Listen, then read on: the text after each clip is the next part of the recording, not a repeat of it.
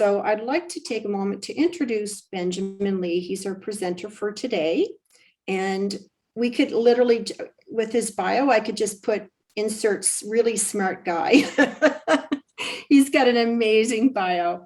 So he's been formally trained as a mechanical engineer, and he has a real passion for fitness and athletics. And that has led him to pursue his master's degree in biomechanics.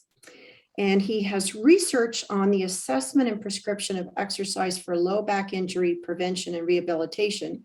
And that research was supervised by none other than the world-renowned professor, Dr. Stuart McGill. Ben has published numerous groundbreaking academic papers and textbook chapters on this topic. He's lectured to thousands of healthcare professionals, and he's worked with a variety of clients, ranging from office workers to elite professional athletes. I love that. You just run the gamut. He also has applied his knowledge as Chief Scientific Officer of Fortius Labs, and he's developed a revolutionary artificial intelligence software that helps health and fitness professionals objectively assess their clients' training needs and develop data-driven corrective exercise programs. So welcome, Benjamin. Thank you so much for being here. Yeah, thank you, Heather. And that's thanks so much for the great intro. I couldn't have said that better myself. And anyways, as well, thank you everyone here for joining this afternoon or morning or evening, wherever it is you are. If you're here, you're most likely here to listen to our chat today on exercise for low back injury prevention and rehabilitation, the do's, don'ts, and common myths. So, before we get into the real meat of this, I always like to start with this kind of slide. And let me ask you guys, maybe you can put it into the chat, which out of these two characters here, who do you think has the stronger lower back, the stronger core? Is it our very ripped gentleman here with the visible six-pack? Or is it our more so our keg-shaped fellow over here? I can't actually see the chats, so I'm going to leave that to a question you can answer internally. But I think, with this presentation, I wanted it to be so that you could answer this question real easy off the top of the bat and just kind of spoil it. The answer is the fellow on the left. He is the much stronger of the two, much stronger core or low back. And this, really proves a point here when, especially here in Western culture, we associate having like a strong core with having that six-pack, the Jersey Shore, Arnold Schwarzenegger kind of thing. But in reality, that's a pure aesthetic goal. And that overlap of performance or function and aesthetics has very little to no overlap.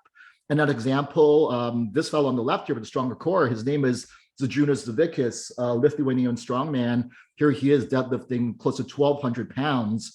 So when you talk about core and torso strength, this is the living embodiment right here.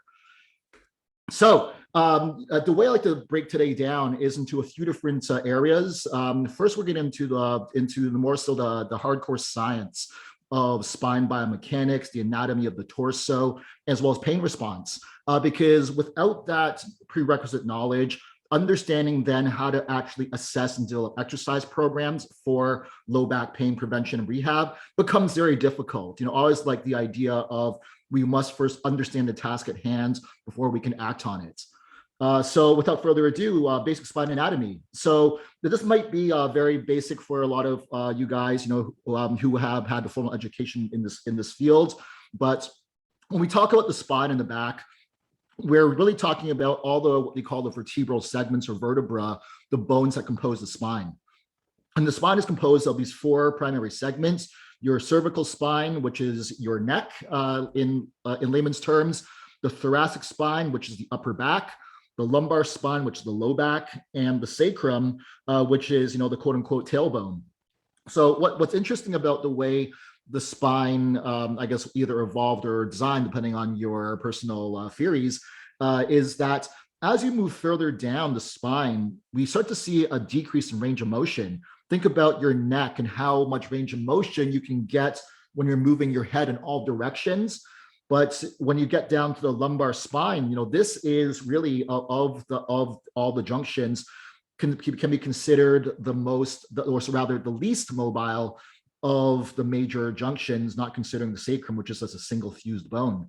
But that lumbar spine, when you look at the relative motion between the individual vertebral segments, it's only like a couple degrees, 1 or 2 degrees here or there. There's a lot of literature to show that. And that's going to be very important just coming up in the next few minutes here, just to understand that principle. But in between each one of these vertebral segments or vertebra, you have these spinal discs in here. And when you look at the cross section of your spinal disc, it's funny. I like to liken the spinal disc as a jelly donut. You have this thick outer layer, what you call your annulus, this fibrous layer. That's a dough of your donuts. But inside the middle, there is a liquid known as the nucleus, which is kind of like the jelly inside the donuts. And there's a common misconception that your spinal discs are the shock absorbers to your spine. That is actually, as I said, a huge myth. The actual vertebrae themselves, they are the shock absorbers, so to speak, the ones that absorb energy. We won't get too deep into that because we're going to go real deep down a physics rabbit hole there. But one of the big things here, when we look at the architecture of how the disc is formed, as well as the bone structure of the vertebra, this is going to give us some clues into why certain injury mechanisms occur. And you can actually see here, just on the right-hand side here, when we talk about like a disc herniation, people will inadvertently call it a slipped disc, and nothing is actually slipping in there. FYI, when we see this kind of herniation occur, this is when the jelly breaks out of the donut. If you take like your Tim Hortons jelly donut, squeeze it, that strawberry jam comes out. That is that mechanism of that disc herniation there.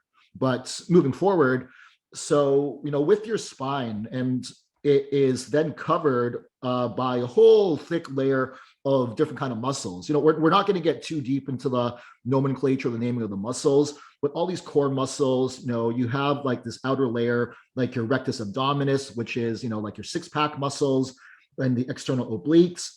You can go a layer deeper in, and then you would have your internal obliques, transverse abdominis, quadratus lumborum. But one of the big things I really want to get across here is when we look at the architecture of the muscles of the core compared to, say, that of your thigh or your upper arm, the way the muscles are built in there are very, very different. You think about your biceps, your hamstrings muscles. These are nice, big, long muscles. When they contract, they create a lot of motion about your elbow or your knee. But what's interesting about your core muscles is that instead, they're kind of like overlapping layers, similar to, kind of go forward here, like a plywood board. We can see this 3D cross section. You can see the rectus abdominis there, the external oblique, internal oblique, transverse abdominis. And, you can see it, kind of see here how they're all sandwiched over in various layers, which is very reminiscent of a plywood board. If any of you guys like to do any carpentry or woodworking on the weekends, you know how strong plywood is for supporting external forces, like say in flooring, for example. And especially as an engineer, we look at when we look at the way the body's architected, the design of how these muscles come together can be used as evidence to show what all these muscles used for. So again, going back to this idea where the hamstrings and biceps are nice long muscles to create motion, these core muscles are rather just overlapping shorter muscles, which are then believed designed to primarily resist motion about the spine. And the other clue we'll give in here is the idea of using guide wires to stabilize a tower. So next time you're outside, you're driving around, you see a telephone pole, you'll always see these wires that are being attached onto the pole and being anchored into the ground. Well, when you look at this kind of architecture within the various layers of it, when you bring ourselves back to this idea of like the psoas and the quadratus lumborum, which attach onto the spine and anchor themselves onto the pelvis or to the thigh, essentially these muscles are working like guide wires to stabilize the spine. And this is going to be a very, very important clue into how do we actually perform exercise to improve stability of the spine, as well as prevent unwanted motions, which may be replicating injury mechanisms. So moving forward, now we have our basic anatomy down. We live in a three-dimensional world, and as a result, our bodies exist or interact with our physical world in 3 dimensions. So we can split the body into these 3 planes. Your sagittal plane, which basically governs motions like flexion or extension, like bending back and forth. your coronal or frontal plane, which now governs side to side motions, things like abducting your shoulder, cutting laterally if you play football. And then your transverse plane or rotational plane would then governs motions where you're creating twisting or rotation about your torso. So similarly, the spine itself will experience forces and torques about these three planes of motion as well. And you can see some examples here. We have different types of forces or torques that we can experience. Compressive force, so I'll take my fancy science cylinder over here, and you can imagine if I was trying to crush this down, that's my compressive force. Similarly, if I was trying to pull this apart, that would be my tension force. If I were to try to push this to the side, that would be shearing force, and me trying to twist this would be torsion. At the same time, the spine can also experience what we call bending arm moments, or torques, or bending moments. You think about it as if I was trying to take my science cylinder and literally try to bend it in half, there is a certain amount of torque being experienced by the material that is trying to resist that kind of bending. So this next little section, we're going to get a bit into the, I guess, general physical definitions here, because when we look into injury mechanisms, understanding the biomechanics and the physics of motion, become very, very important. I think if you guys follow the world of powerlifting, there's a great coach, Louis Simmons, who has a quote that the best weightlifters in the world understand their physics, their biomechanics, and their calculus or mathematics, because all human motion can be stripped down into basic calculus here.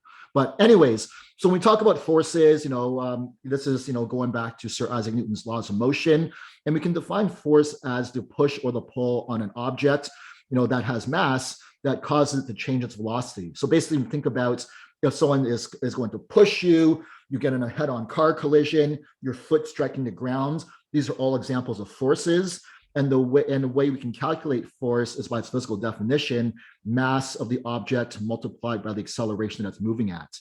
But in the event where an object is stationary, let's say we're putting it straight onto my table here, it's sitting here, when an object is not moving, because it is not moving, acceleration is set at 0. Therefore, you're at a static equilibrium, or no external force is being experienced. But getting back to this idea of now moments.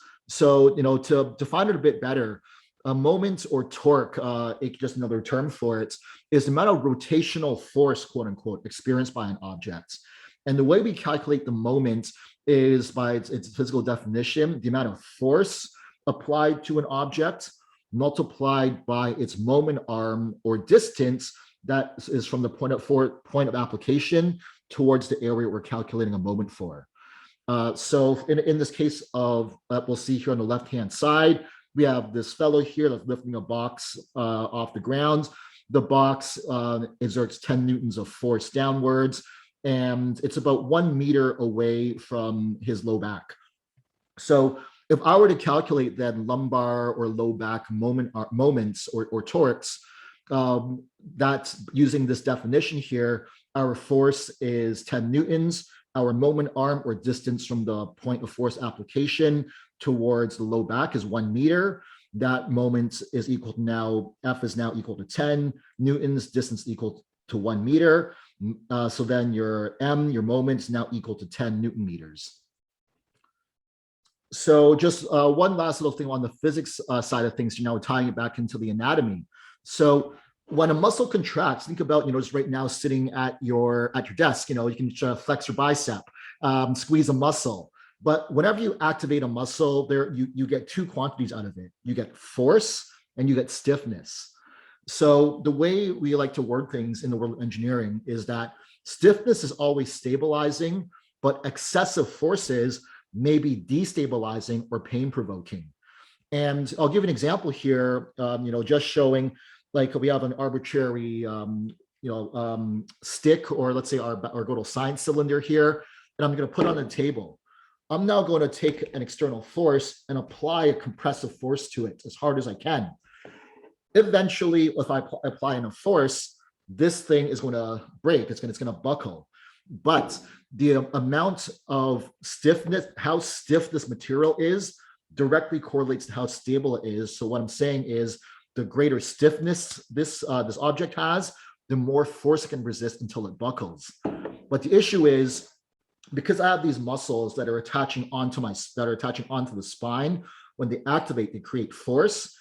If that force becomes too high, we may be experiencing higher than normal forces on the spine, as well as moments on the spine as well, because that point of force application is directly onto the vertebra.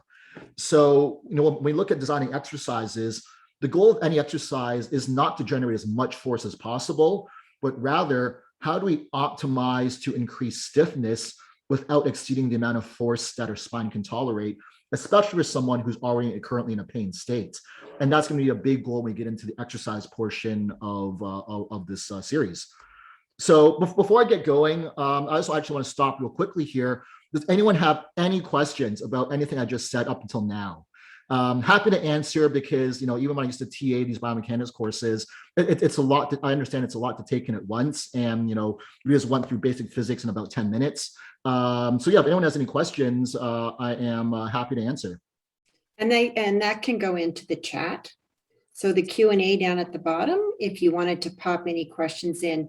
And I know it seems like it's a lot of math, but it's really just understanding the concepts of, you've got the amount of force and then the stiffness that you need to have with the supporting muscles around the spine, right? Yeah, that's exactly it. Thanks for clarifying, Heather. That's right. Like, we're not here today to become physicists or biomechanists. But just understanding these very basic principles are all we're really after here, because we're going to see just in about 10, 20 minutes from now how this all applies into selecting exercises for people with low back pain. Okay, so I'm not seeing any questions in the Q&A, so I guess we're probably good to proceed. All right, awesome, great, smart crowd out there today. So the next little thing we got to think about here, now we're now getting out of the realm of biomechanics into the world of pain science, because this is actually a very hot button topic in the research world right now, and it's the idea of how do biomechanics influence pain response. Because there seems to be this magical little leap we have to take sometimes, where in fact that you really can identify biomechanical mechanisms of why someone's back hurts, but that's only actually a singular piece of the entire world of why someone feels pain. So from a mechanical standpoint, what I can really say is, think about your ability to tolerate pain like a glass full of water. So every time I add stress to my body, whether it's physical stress from like a heavy workout, mental stress from having a hard day at work, or having trouble with my girlfriend or wife, we're adding water into that cup. But my cup is only so big, so that if I add too much water, eventually that cup's going to overflow, and that is when pain occurs. You can kind of liken this analogy as to someone experiences pain when their cup can hold no more water, but you keep adding water in.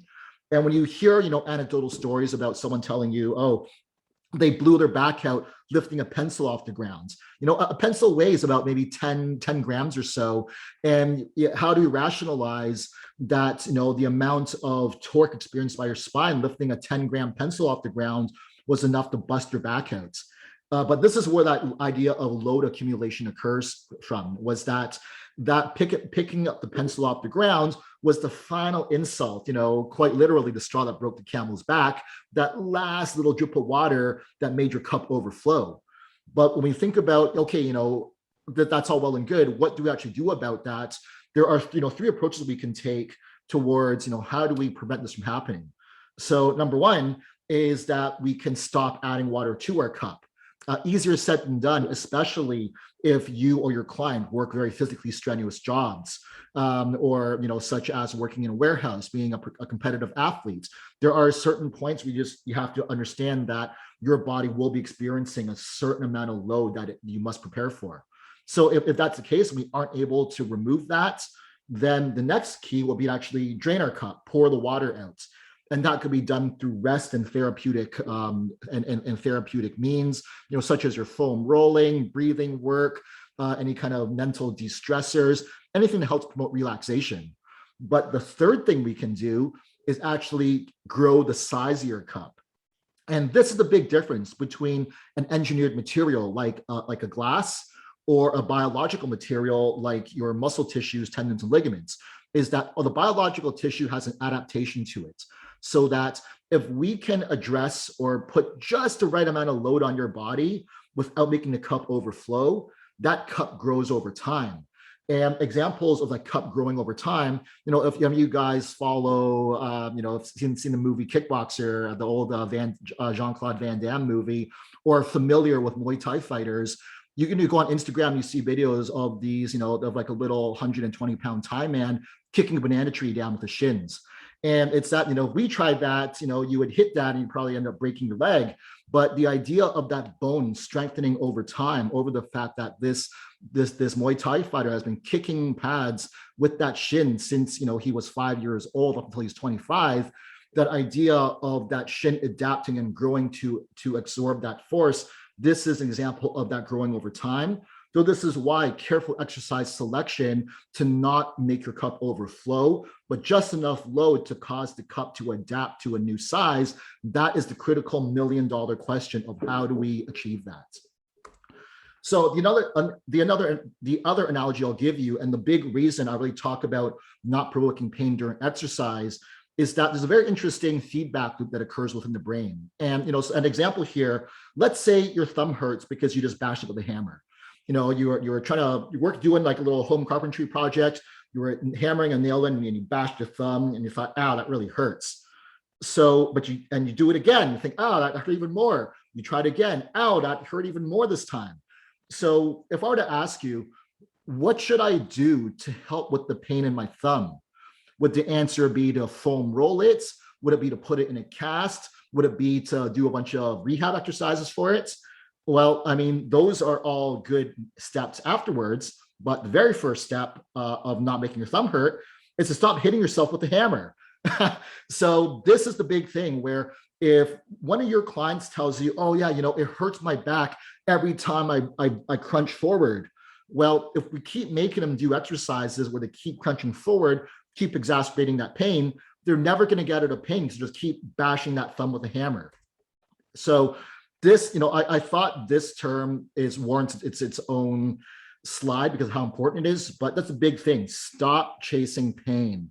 I think as well nowadays, with the advent of CrossFit and social media and whatnot, people want, a lot of trainees or people who work out want to feel, like they've been blown out, that it hurts so good, so to speak, or no pain, no gain. But in reality, when we're dealing with rehab and preventative populations, that's the exact opposite. We want to stop chasing pain, avoid the pain, feel better than before you started. So this slide here, it's very complex. I just kind of got this off Google, and we don't have to go through all the different, neural structures and whatnot. But the big thing I want to talk about here is the mechanism of that hammer analogy. So that, on your skin, we have these touch receptors, which allow us to feel, what's going on in the environment around us. But within these touch receptors, we have two different types of receptors. We have mechanoreceptors, which allow us to feel, for example, allow my forearm to feel that my fingers are touching it. We also have what we call nociceptors or pain receptors, where if I were to take a pen here, I don't have a pen with me, and stab myself with it, I would think, ow, that really hurts. But what this diagram is showing here is that when one of these receptors is on, the other turns off. So that if someone is constantly experiencing pain, they are constantly exciting this pathway to replicate pain, and they're never actually feeling pain-free movements.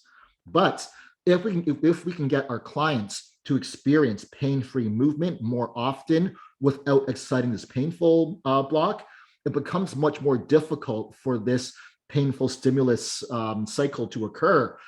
So this is one of the big things about taking the hammer away, is that the less pain we feel, the less pain we're going to feel, for lack of a better term. If you're ever interested in reading more into this, it is a theory known as central sensitization. Pain begets pain, non-pain begets non-pain. And this is like kind of the last little piece which ties everything together up for the past 20, 30 minutes now, which is that the pain, the pain we feel, whether it's low back or any type of physical pain, is what we call biopsychosocial. So, and if we split this up into its three root words, bio, psycho, and social,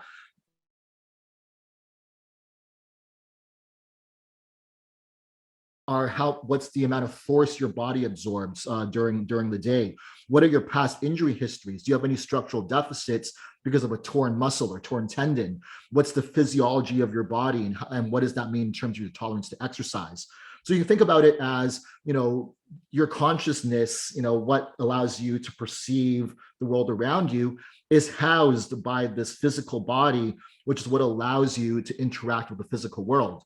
So your physical body is the bio side.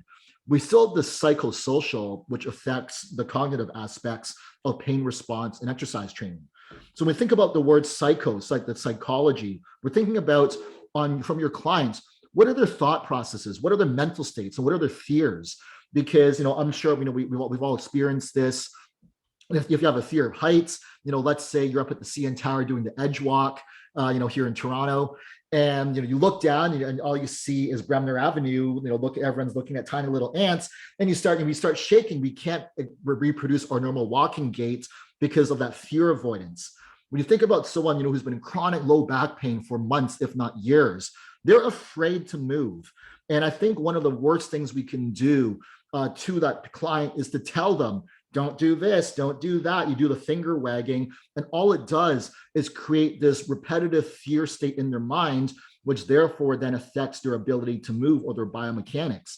So that gets into the idea of the social side of things, where the external influences, like their friends, your clients' friends, families, their trainers, aka you, what they see on social media. They see all those things about, if your back hurts, just lie in bed all day, because you're gonna permanently cripple yourself if you keep moving your back. And that, external pressure really builds into that psychological aspect of, I'm afraid to move.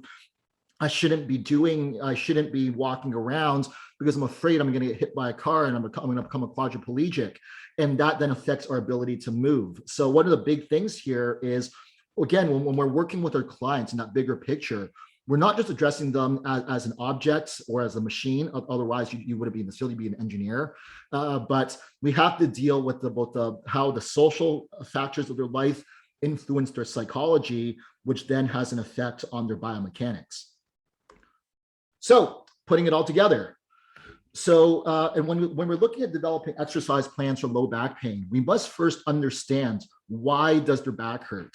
And this goes into a fantastic quote, actually, by the fellow who supervised my master's degree, Dr. Stuart McGill.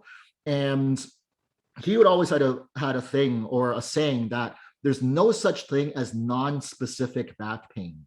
And if you or any of your clients ever gone to the doctor saying, my back really hurts, what should I do?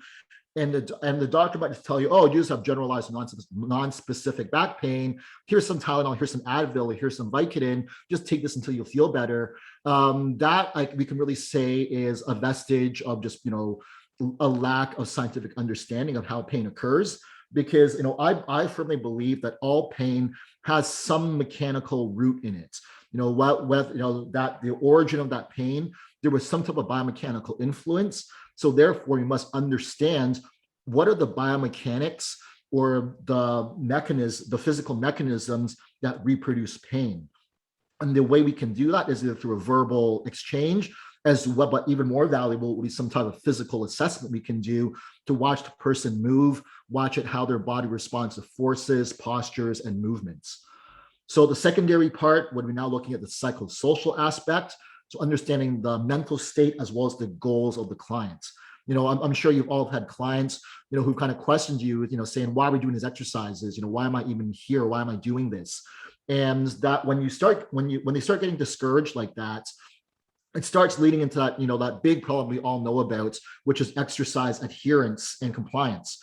If someone, I've always looked at it as, if someone doesn't know why they're doing something, their ability to keep doing it, or their motivation to keep doing it, starts to wane because there's no end goal in sight. but understanding from your clients, what are the activities they're doing? Where do they want to be, whether it's 1, 3, 6, 12 months, 96 months from now, is critical. And creating that rapport with your client, that's such a critical component. That gets into our third aspect of do no harm. So we want to avoid exercises and mindsets that replicate pain.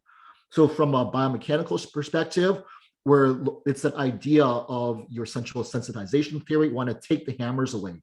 Through the physical assessments, we can identify the hammers of what replicates pain. And now when we go through the exercise programs, we can clean up those movements so they're no longer hitting themselves with that hammer by performing that same movement pattern. On the other side of things, when it comes to the psychosocial aspect, this is where we get into about how we talk to our clients, the language you use from them. We're going to do a pretty deep dive into this just in about 5 minutes from now, so I'll save that for then. And one of the big things I like to allude to is the idea that less is more. There's a quote again, that actually Stu gave me that I still use with all of my clients, which is that the goal of rehabilitative or preventative exercise is to feel better than before you started. We get this idea of, I need to, run 10 miles today or for 45 minutes, or I need to do this CrossFit workout and I'm going to be on the ground dying by the time I'm done. But especially when we're dealing with rehabilitation and injury prevention, the idea is by the time you finish doing these exercises, you should feel like you're ready to kick a door down or run through a brick wall or, feel better. So it's going back to the idea of stop chasing pain. We want to do the opposite, and we want to feel energized and primed by the end of our exercise or workout. So touching purely into the biomechanical aspect now. So we're just going to break each one of these points down one by one. As we alluded to earlier, we exist in 3 planes of motion. So as you take someone through a physical assessment, there's various categories that we can classify low back pain into. Again, piggybacking on the idea that there's no such thing as non-specific or generalized back pain. There's going to be some cases, for example, with flexion intolerance, flexion meaning forward bending, where someone is intolerant to forward bending, they are intolerant to forward bending, but they are tolerant to extension. So in this case, someone would feel pain by sitting in a chair, doing sit-ups, doing deadlifts, things of those nature, but they feel fine if they were to lie on their stomachs. So going back to this idea of stop chasing pain, if someone says they're flexion intolerant, well, we immediately know sit-ups are out of the question, because if that same sit-up movement is now replicating the exact same pain mechanism, we know that's a hammer. We need to take it away for now anyways. That being said, we also have this idea of extension intolerance. You see this a lot for a lot of people who end up in low back hyperextension or anterior pelvic tilt when their spine excessively extends. And these individuals reaching backwards, extending their backs, are what causes pain, but bending forward actually produces no pain. And you have lateral bending intolerance, which is the same thing, but now side bending hurts, same with rotation. And this idea of compression and shear intolerance as well, which goes to the idea that with compression intolerance, if I were to have you, for example, hold a heavy weight in your hands, that might replicate pain. Whereas with shear intolerance, this is my inability to resist someone pushing against me. But again, these are all just classical terms that can really only be uncovered through the physical assessment as well as your chat with your clients. So in terms of the biomechanical assessments, this could really be its own multi-day course. And there are actually a lot of fantastic courses out there, maybe one coming here, so stay tuned for that. But as a generalizable note, here are some takeaways about the biomechanical assessment, things we should test for. So after you understand from your client, you talk to them, understand what are their goals and activities, what do they do at work, outside of work, what are their hobbies, what do they like to do. We're now going to have them try to perform some movements that are going to replicate the pain, as well as try to modify movements where they can now do it without experiencing pain. So, and this gets a bit tricky at times, because when we start provoking pain, we don't want to flare anyone up with severe low back pain. But instead, we want to take them to the onset of, they respond to you and say, okay, yeah, that's starting to hurt. You want to cut it short there and understand that, okay, when we have them, for example, bend forward, there's no pain, but when we start bending forward and with a heavy object, then we get pain. That's enough. We've picked up our information. Next will be activities of daily living. It's because, let's say you have like someone who has pain when they are at the gym doing deadlifts, to use an example again. Well, there may be other clues in the way that they live their lives or go about their days that may be influencing the pain they feel in the gym. Again, going back to this idea that pain is just an overaccumulation of stresses and loads that are causing this. So we want to get an idea of how do they go about their lives, how much sitting, if someone is flexion intolerant, understanding how much sitting they do, how much lifting they do, if they say work in a warehouse or things like that. And may want to go through some joint specific testing as well, looking at things like range of motion, symmetry, balance, just looking at how does the body actually function in isolation. So, as an example here, just going back to, for testing for movements that provoke and take away pain. Let's say in your assessment, you had someone tell you, oh, it hurts when I lift the box off the ground. You might observe them and tell them, okay, well, we're gonna replicate the movement. I'd like to watch you attempt to lift a very, very light box off the ground. Well, we're gonna watch them do it, and they might say, oh, it hurts at this point when I bend forward. Let's say with the posture on the left. So now that we understand that, one of the big mechanisms we're looking at here is a lot of spine flexion. So as a result, we might ask an individual, okay, well, we know that the amount of torque or the moment about the low back is quite high because of that distance away from the point of load to the location of the low back. So you might then ask your client, okay, let's try to do that again, but let's bring the object closer to you. So you now have to bend your knees a little bit, kind of like a deadlift posture. Well, we can now do that. But let's say they're still experiencing a bit of pain. It gets a bit better, but they're still experiencing pain because of that curvature in their back. Well, now we're going to have to modify that lifting posture again, reducing that distance D or the moment arm, but also keeping a nice straight back.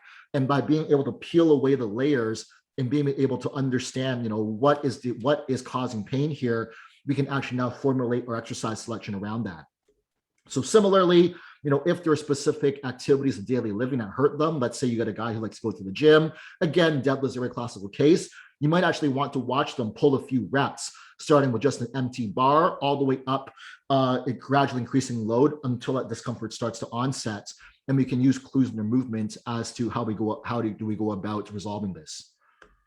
So lastly, as well, for like testing isolated movements here, we'll go through this little test here. I'm just going to go through it, show you a little 6-direction back bending drill.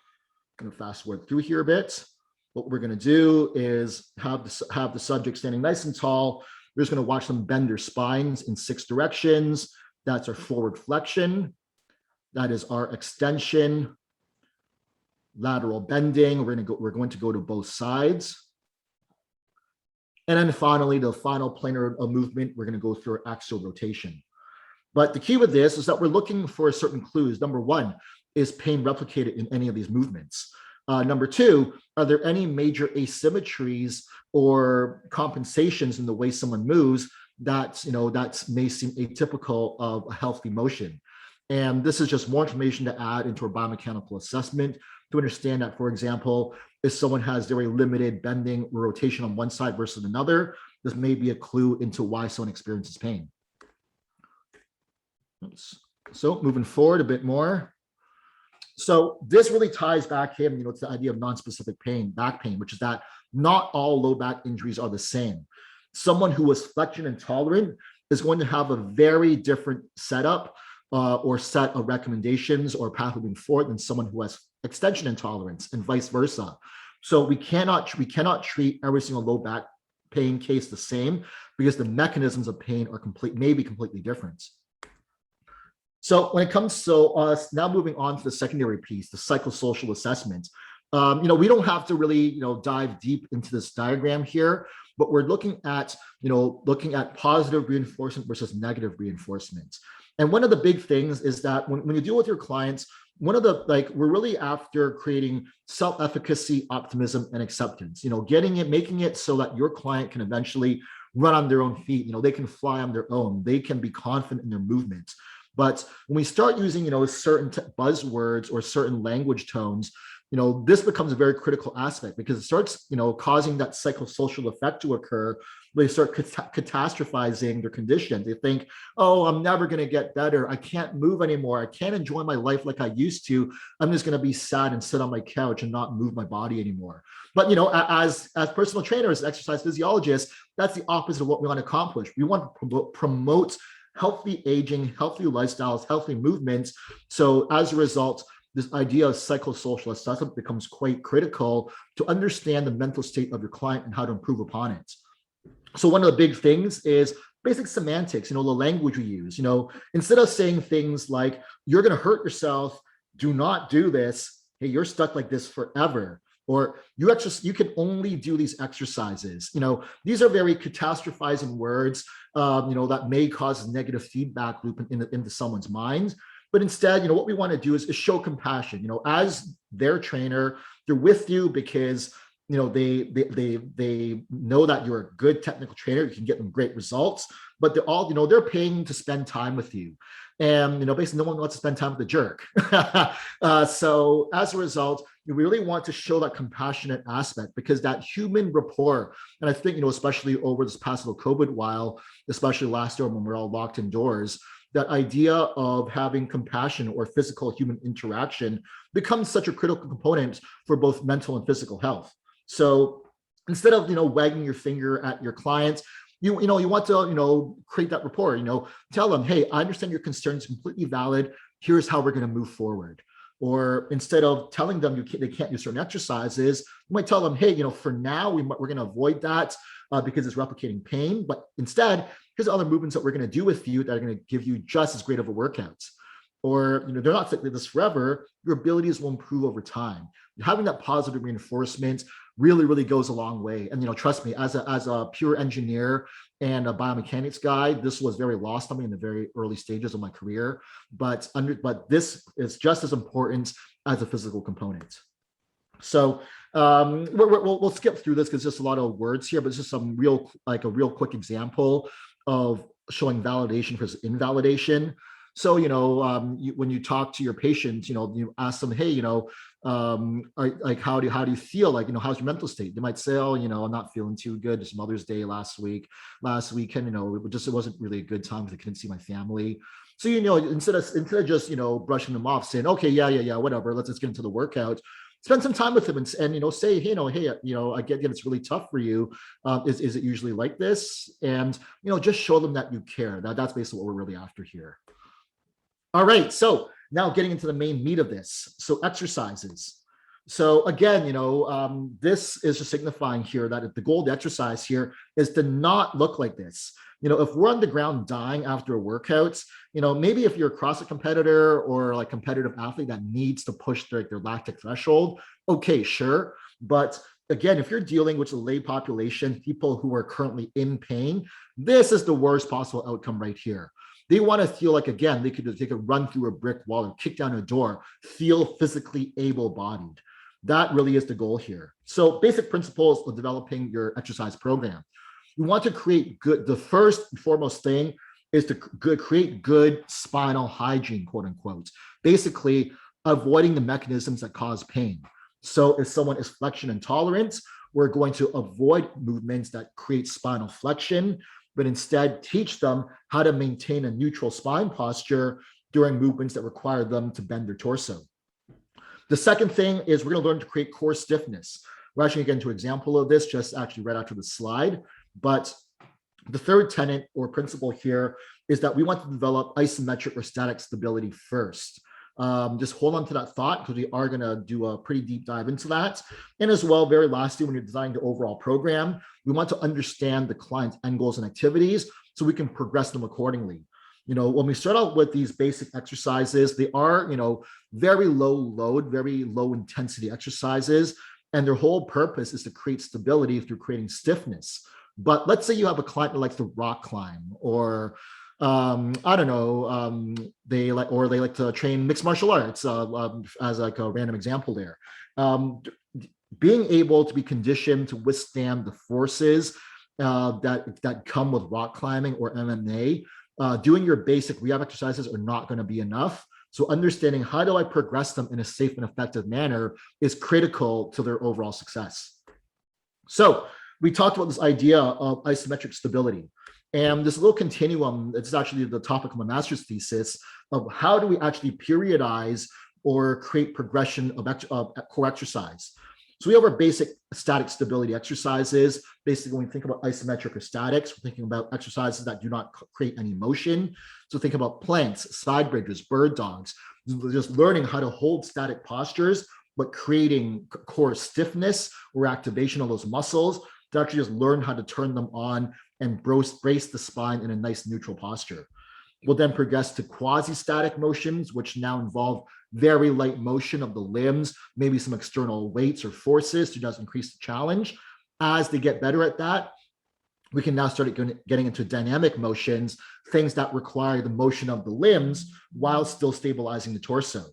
And lastly, for any athletes that you're working with, this is now where we get into reactive training. So how do we create core activation and stiffness without knowing what's going to come at us? So things like jumping or hopping drills, when you don't know when the feet are going to hit the ground, all you know is that your body has to react in time to create stability so that when you hit the ground, you can progress into your next jump or whatever the next motion is. So core bracing, this is a little test we can all do ourselves right now. Just while you're sitting in your chair, we're going to sit nice and tall. I want you to take your fingers and kind of jam them right into your sides here. I'll kind of tilt my camera down a little bit. And you're going to go lateral to your belly button, right into that meaty section. And you're going to jam your fingers into your sides. And you kind of feel them sink right in there. All right, so now that everyone has their fingers jammed into their sides, what we're going to do now is we're going to use our core muscles to push our fingers out. And what you feel there under your fingers is a nice stiffness once we brace that core. So once you can feel that stiffness, that it's jamming your fingers, pushing your fingers back out, we're going to hold that, take your fingers away, and now we have a nice braced core. What we can now work on is learning how to use our diaphragmatic breathing deeply in through the nose, out through the mouth, as well as performing the rest of our exercises with this core brace in mind. And the reason this is so important, going back to our guy wire example from about half an hour ago, when we create that stiffness, all those muscles or the guy wires of your spine are now stiffer by default, which now creates stability for the spine so it can resist more force before it buckles.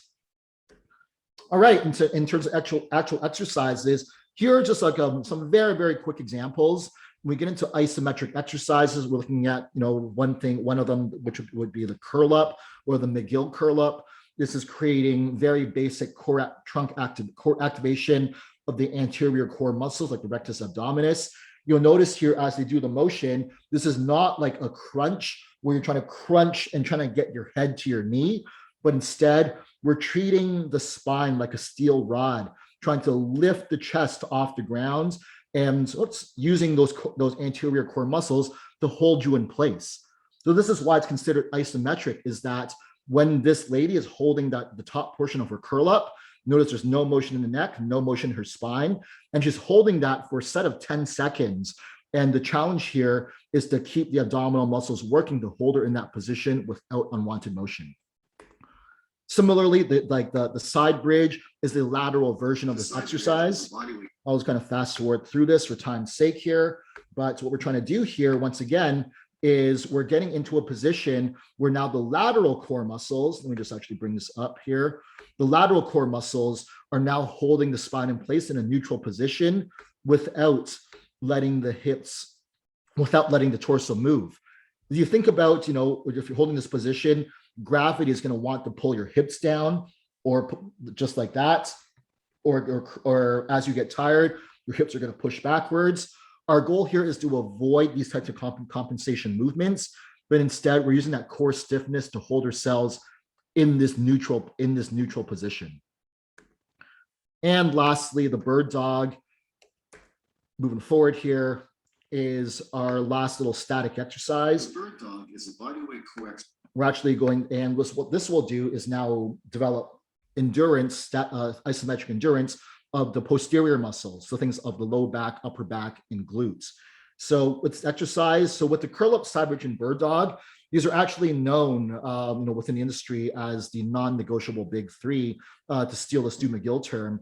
And the reason we call them that is that each one of these exercises have been scientifically studied to show that they impose minimal forces onto the spine, but can create optimal or maximal stiffness. So the idea of our exercise is creating core stiffness with good spinal hygiene.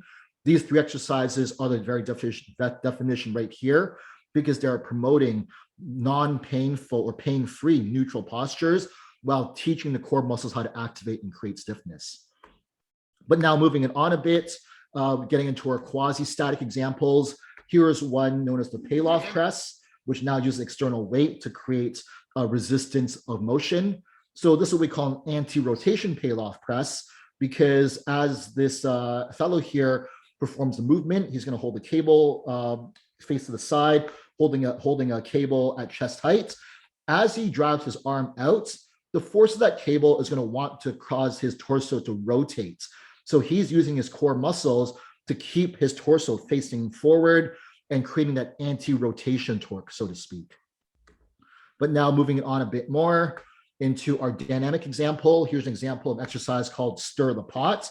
And the reason it's dynamic is you'll see here that this fellow, his arms, have a lot of motion, there's a lot of range of motion going through his shoulders and arms. But if you watch his torso, there's absolutely no motion going through there. And the goal of so that's an example of what you don't want to do, is that as you go through your stir the pot drill, we're looking to utilize that core bracing to prevent unwanted motion through the torso while there's dynamic motion through the limbs. So you can think about things like kicking a soccer ball, a kick serve in tennis. These are all examples of dynamic motions, which may cause low back pain, where the culprit may be an unstable spine, which is unable to create stability as the limbs move. So this brings us actually to close to the very end here. This was like a very much a high level overview, of the do's, don'ts, and myths of exercise for low back pain. You can really get in depth into this subject. You can really spend literally entire PhD on this in this field. But but if the fact that you guys are in the trenches working with clients, we need to get this into an easily digestible format. So if I could summarize everything I just said, low back pain is biopsychosocial. We need to address all three of these components. So on the bio side, we're looking at how do they move. When we assess and watch them move, we're looking for any clues or patterns that may replicate pain or create awkward postures and movements. And that is going to help lead into developing a solid exercise plan that develops spinal stability and does not exacerbate pain. And this is a quote actually from a relatively well-known chiropractor or a clinician in Craig Liebenson down over in Los Angeles. I think he took from someone, but the idea that motion is lotion is absolutely beautiful. We live in a society now, where we're constantly sitting. I'm working from home all day, so I ended up working 12, 14-hour days some days, just sitting in this chair. And you start to realize, just how bad it is for the overall epidemiology of not just musculoskeletal injuries, but anything to do with sedentary lifestyles. And this idea, as we age, we want to be able to keep using our physical bodies. So motion is lotion. You keep moving well, you keep moving often. On the psychosocial side, this is how we're going to deal with how external factors influences the way someone thinks. So you want to create that rapport with your client, understand and validate their concerns, but create that positive feedback and support so that they can reduce that fear avoidance. So you're trying to empower them to be confident, not try to make them believe that they're fragile. So lastly, before I really end things here, as Heather alluded to, I've been applying, my knowledge of biomechanics and assessment and exercise prescription into an actual tech startup, because I understand that everything I talked about today, it can get quite complex and needs a lot more time to unpack. But as well, low back pain is only just a singular aspect. I'm sure you guys have dealt with clients who had a combination of low back, shoulder, and hip pain, knee injuries, things of that nature. And there's a fantastic quote by the great physical therapist, Shirley Sarman, who said, "He who treats the sight of pain is lost," which means that if someone says their knee hurts, if you're looking at just their knee, you're completely out to lunch there. because in fact, there may be compensations occurring above or below, like in the ankle, hip, or low back, which may be causing knee pain. So I also understand that performing the initial assessment can be quite tedious and time consuming and just, very subjective. So we've been developing a software program which actually automates and objectifies the physical assessment, but it not only gives you insight or tells you what are your client's issues, but will actually help you with the exercise selection process, which we believe to be the most important part. So I just want to show you a short video here of how this works. But this has actually been through a lot of R&D in conjunction with various universities and the Canadian Department of National Defense here. But we've been developing this AI-based software which interfaces with something like your webcam or your smartphone. And the idea is this type of technology is able to assess your client's biomechanics through the way they move. I'll show an example here. We can take a video of someone performing a various diagnostic test.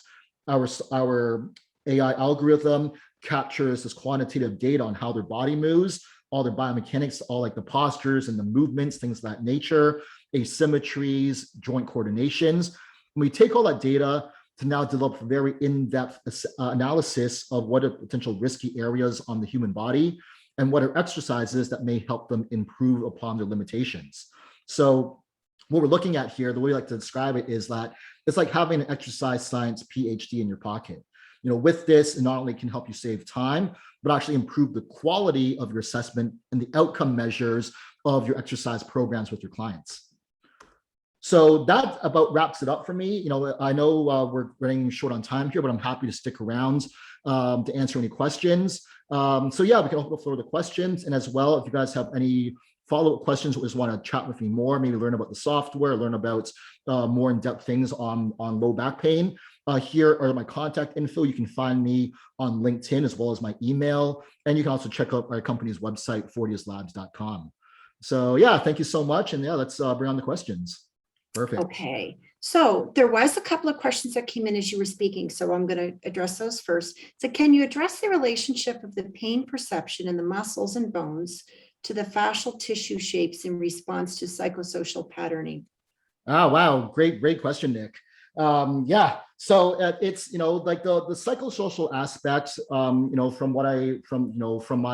the way I look at things is the overall governing mechanism of, how you experience pain, and I'll give you like another example just from real everyday life. Let's say you take two different people. Let's say one is a competitive, again, mixed martial arts competitor. And the other is, just spends all day at their computer, all day long at their computer. Both of them are going to, let's say, I don't know, for lack of a better example, he would get punched in the stomach. With the exact same force as well, with the exact same mechanics of the punch. So for the person who has never experienced that pain before, is considered quite fragile. That response, what's causing the pain? Is it the impact to the superficial layer? Is it the fact that I'm absorbing energy in my liver and these deeper organs, which are not used to doing so? That ability of how you perceive pain is going to have a direct influence on how much pain you actually feel, versus the competitor who is conditioned to understand this and knows that, hey, like I'm competing in a sport here where I'm going to get hit on a regular basis. Just understanding that alone is going to create that mindset of, okay, when I get hit in the stomach here, it's not going to hurt that bad. So hopefully that, I can do a deep dive, that starts to scratch the surface on that. But one of the other aspects I'll talk about as well, now that you bring up things like the bones, as bones, fascia, and muscle, is that, again, when we look at, all the aspects that incorporate, pain response, one of them from the biomechanical standpoint is the actual impact collisions. And the example I'll give you, just again, taking it to everyday life. Let's say you have a car, you're like, I'm driving a car, get in an accident. In the first scenario, I'm driving like a Yukon, like a big old SUV, and I collide with another Yukon. The second example is I'm driving a smart car, and I collide head on with a Yukon. Well, if I'm driving a smart car, this tiny little car that barely weighs anything, I'm going to get the worst of that by far. So when you look at, for example, bones and fascia and muscle, look at, the density and the thickness of that. Someone, for example, who has been trained a bit heavier or has a lot more training under their belt, such as, so they have bigger, more hypertrophy muscles, thicker bones from the bone remodeling. When you look at, how does that respond to pain, especially when it comes to, say, for example, an impact, that extra bulk, so to speak, may actually be protective in terms of pain response versus someone who might have thinner bones, experiences greater deflection or deformation, experiences greater pain response. So I hope that answers your question, Nick. Let me know if you want me to follow up with anything on that. Okay, that is awesome. And I'll just wait another minute to see if anybody has any other questions in the chat. I actually had a question because as a trainer, I work with a lot of older individuals. And so you can take a lot of these, even their basic exercises like the bird dog, like a side bridge or even a curl up, and even modify them even more.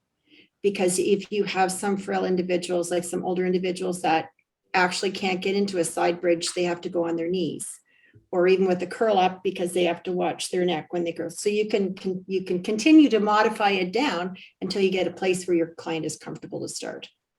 Yeah, that's actually a fantastic point, Heather, and thanks so much for bringing that up.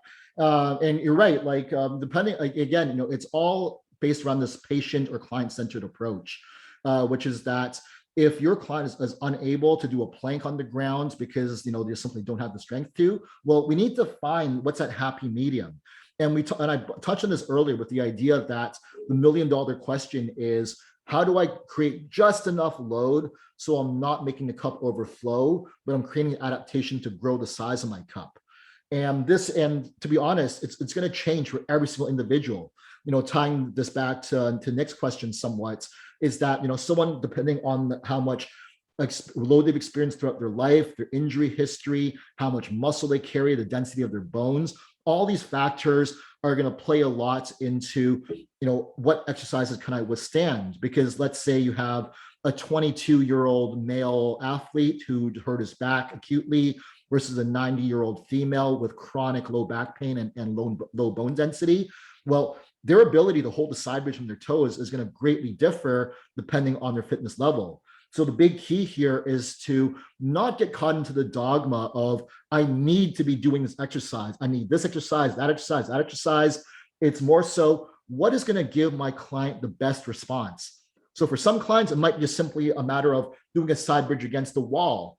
For other clients, more advanced clients, it might be, not only do I need to side bridge, we need to teach them how to roll with that side bridge. So again, it's all based on this client-centered approach and the idea of these exercises are basically tools. But I were to say, but there's no such thing as the world's best tool. Like I can't sell you $1,000 shovel and tell you this shovel is going to make you the world's best gardener. But instead, to be the world's best gardener, we need to understand when and why to use certain tools. Excellent. Oh, we have a Nick saying thank you. That was a launching place. I'm thinking about what you said in relationship to the CNS and brain and how the fascia tissue begins to shape the body on the psychosomatic level.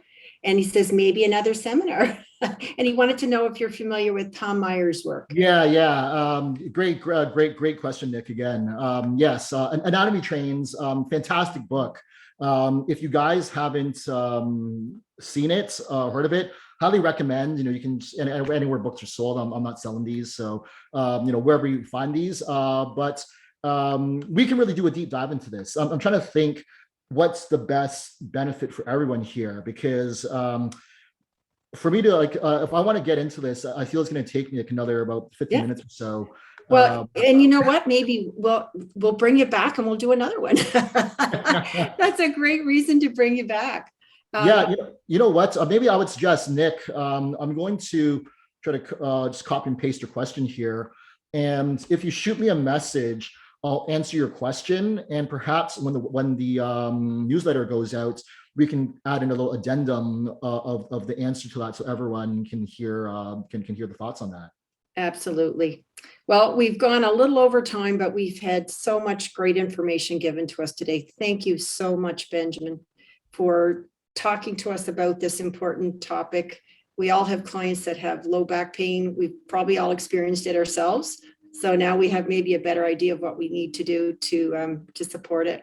And we're getting thanks, and thank you again for everybody to joining in. Anybody that's registered, we are sending you out the replay link, and we'll send the slide deck as well. And I guess that's it. All right, so thank you very much, and I guess we'll see everyone on the next one.